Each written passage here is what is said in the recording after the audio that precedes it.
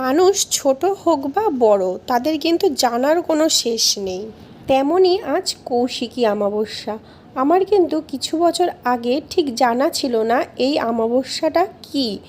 তেমন আমি কারোর মুখে শুনিও নি, কিন্তু এখন আমি জানতে পেরেছি এই দিনটা খুবই শুভ ধরা হয় কৌশিকী অমাবস্যা।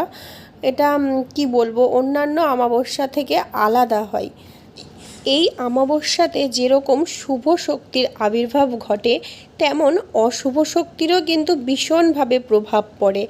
এর জন্য আমি কোনো রকমভাবে জানতে পেরেছি যে তোমার দরজার সামনে সিঁদুর, কালো তিল আর সরিষার তেল দিয়ে 5খানা যদি ডট করা যায়, তাহলে তোমার বাড়িতে অশুভ শক্তির প্রভাব পড়বে না।